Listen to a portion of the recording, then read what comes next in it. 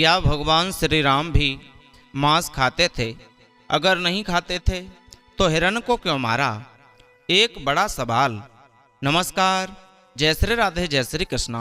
दोस्तों, आज की वीडियो, आज का ये प्रसंग हम रामायण के कुछ उलझे हुए प्रश्न को सुलझाने की कोशिश करेंगे। आपसे निवेदन है इस वीडियो को आप शुरू से लेकर अंत तक अवश्य ही देखना। दोस्तों, यदि आपने अभी तक इस चैनल को सब्सक्राइब नहीं किया तो चैनल को सब्सक्राइब अवश्य ही कर लेना। हो सके तो घंटी वाला बटन भी दबा देना, क्योंकि जो भी वीडियो अपलोड करें उसका नोटिफिकेशन सबसे पहले आप तक पहुंचता रहे। दोस्तों, वीडियो शुरू करते हैं।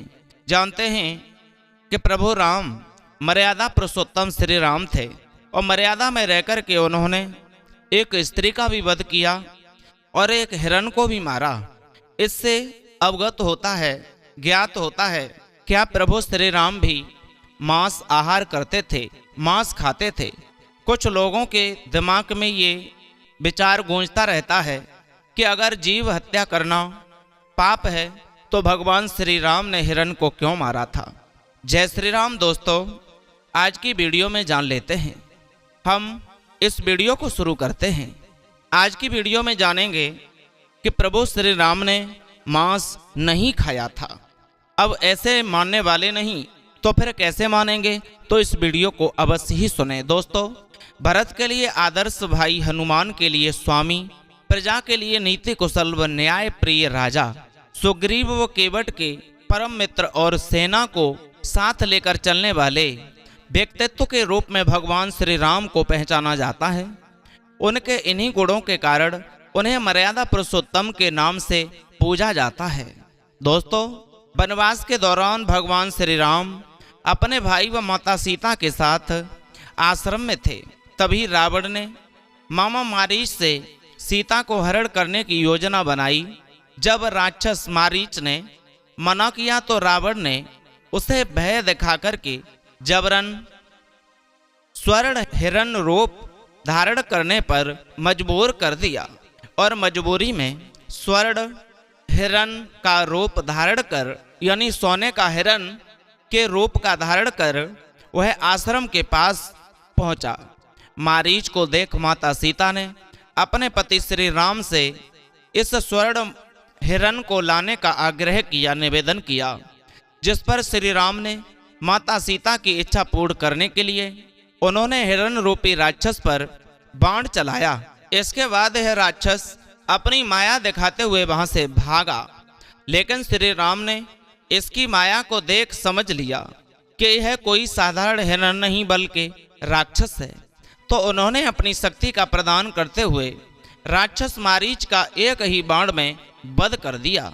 दोस्तों, श्री राम के बाण से मारने से राक्षस का अंत हो गया। लेकिन दोस्तों, आज के युग यानी कलयुग में जहां रामायण और महाभारत के होने के सबूत मांगे जाते हैं, उस युग के लोग यह अनुमान लगाते हैं कि भगवान श्री राम एक क्षत्रिय होने के नाते मांस का सेवन करते थे।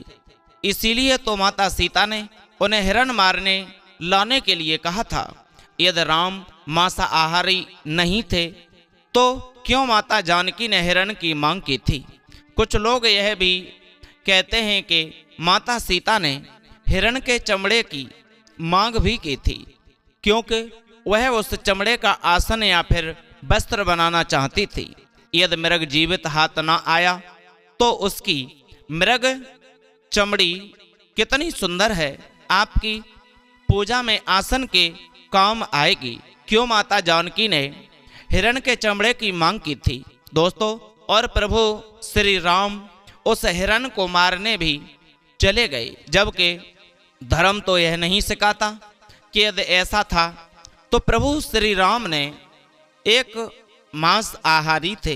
प्रभु श्री राम भी एक मांस आहारी थे।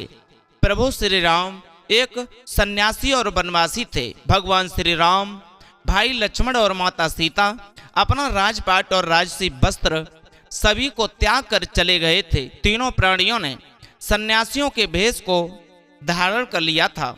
वे सभी आरसी नगर, उसके बाद पंचवटी में कुटिया बनाकर के रहने लगे। श्री राम जी को किसी मृग चमड़ी की कोई जरूरत नहीं थी, क्योंकि वे शुद्ध, सात्विक और तपस्वी वाली जिंदगी व्यतीत कर रहे थे। दोस्तों, रामायण में यही वचन उन्होंने महाराज दशरथ जी को दिया था। आपने कभी देखा है किसी कुटिया में किसी ने जानवर की खाल को लटकाया हो? तो प्रभु श्री राम ने हिरण को क्यों मारा? असलियत बात यह थी कि माता जानकी ने प्रभु श्री राम से हिरण को मार कर लाने के लिए नहीं कहा था, बल्कि उसे पकड़ कर लाने के लिए कहा था। सुनहरे हिरण के बच्चे को देखकर के जंगल के अकेलेपन को दूर करने के लिए माता सीता ने श्री राम से उस बच्चे को पालने की इच्छा जाहिर की थी। प्रभु श्री राम ने उस समय माता सीता को समझाने का बहुत प्रयास किया कि इतना छोटा सा बच्चा अपनी माँ के बिना नहीं रह सकता है, इसीलिए यह आप हट छोड़ दीजिए। तब माता सीता बोली, ठीक है, जब तक इस बच्चे की माँ नहीं आती तब तक तो इसे हम अपने पास रख ही सकते हैं। ऐसे में स्त्री हट के सामने हार मान करके प्रभु श्री राम ने उस हिरण को पकड़ने के लिए उसके पीछे दौड़ लगा दी। चले गए, दौड़ते दौड़ते वह हिरण एकदम से कभी दिखाई दे जाता और कभी गायब हो जाता। तो प्रभु श्री राम जी समझ गए कि यह कोई मायावी है। यही सोच करके उन्होंने तीर निकाला और उसको मार दिया, यानी मायावी जानकर ही उसका वध किया। क्योंकि प्रभु श्री राम जी विष्णु जी के अवतार थे, इसलिए पहली नजर में उस मायावी राक्षस को देखने के बाद भी सामान्य पुरुष की भांति जब तक उसने अपनी माया नहीं दिखाई तब तक उसे एक नन्हा सा हिरण ही समझते रहे और माता सीता जी की बात मान करके उसके पीछे दौड़ पड़े।